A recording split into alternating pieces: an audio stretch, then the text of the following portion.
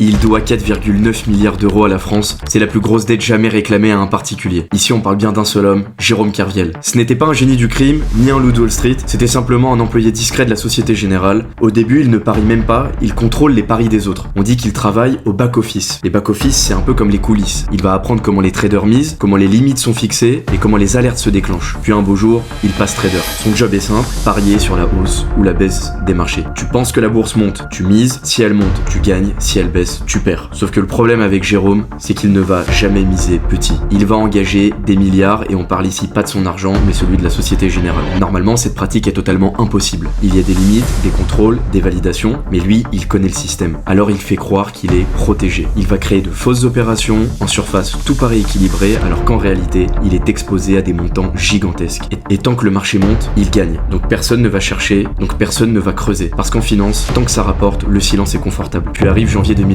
La crise des subprimes, les marchés vont chuter violemment, ses paris vont devenir des bombes et la banque découvre qu'il avait engagé jusqu'à 50 milliards d'euros de positions sur les marchés. Cette somme représente plus que le budget de certains pays. Quand elle ferme les positions en urgence, 4,9 milliards disparaissent. En quelques jours, il va passer d'employé anonyme à la première tête à abattre du système français. La vraie leçon ici n'est pas que Kerviel était un trader fou, c'est qu'un système qui paraissait totalement blindé, ultra sécurisé et contrôlé se retrouve du jour au lendemain fragilisé.